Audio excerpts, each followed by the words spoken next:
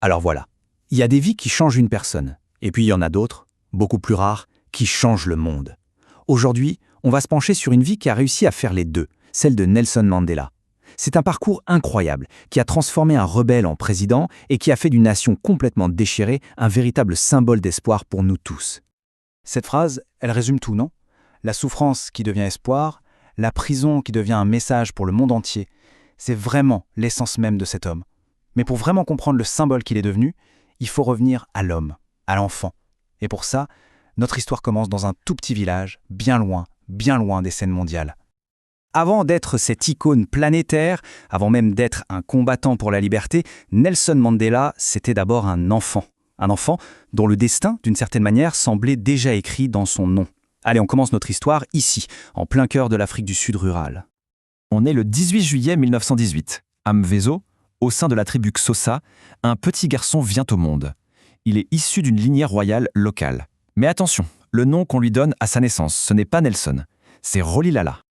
Et c'est là que ça devient fascinant. La signification de Rolihlahla, c'est littéralement « fauteur de troubles ». C'est une ironie presque prophétique, vous ne trouvez pas? C'est un peu comme si, dès le départ, son nom annonçait déjà le destin de celui qui allait complètement secouer les fondations d'un système profondément injuste.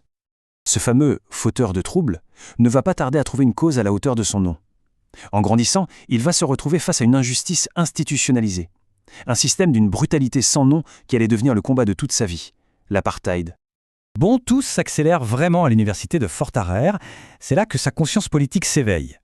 Puis, il arrive à Johannesburg. Et là, il plonge directement au cœur de l'activisme.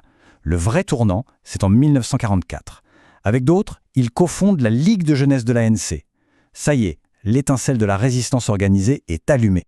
Alors au début, la stratégie de lutte, c'était la non-violence. Dans les années 40-50, on croyait vraiment aux campagnes de désobéissance civile, aux manifestations pacifiques. Mais voilà, face à une répression du gouvernement qui devenait de plus en plus violente, de plus en plus sanglante, il a fallu prendre une décision très difficile. La création de la branche armée, la lance de la nation. Ce n'était pas le premier choix, loin de là. C'était une réponse devenue inévitable face à la violence de l'État. Forcément, cette escalade a eu un coup immense. Le leader de la résistance devient l'ennemi public numéro 1, et ça va le conduire tout droit vers le chapitre le plus sombre, le plus long de sa vie. 27 ans, c'est plus qu'une peine, c'est une vie entière.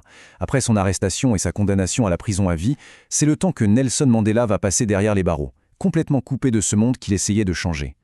La majeure partie de ces années, il les a passées sur la tristement célèbre Robben Island. Les conditions là-bas, elles étaient faites pour briser les hommes, travaux forcés sous un soleil de plomb, humiliation permanente. Et pourtant, c'est là que réside toute la force du personnage.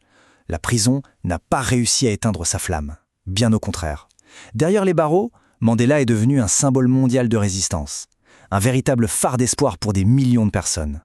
Et puis, après 27 ans passés dans l'ombre, l'histoire a complètement basculé. Le prisonnier politique le plus célèbre du monde s'apprêtait à marcher vers la liberté et à entraîner avec lui toute une nation. Sa libération, en février 1990, a été un événement planétaire. Je veux dire, le monde entier avait les yeux rivés sur lui. C'était un moment d'une puissance symbolique incroyable, un immense souffle d'espoir qui a traversé la planète. L'homme qui était entré en prison comme un rebelle en sortait comme un futur chef d'État. Cette transformation est juste sans précédent. En prison, il était le symbole de la lutte. Une fois libre, il est devenu l'architecte de la paix. Il a travaillé main dans la main avec le président de l'époque, F.W. de Klerk, pour démanteler l'apartheid. Un effort qui leur a d'ailleurs valu le prix Nobel de la paix.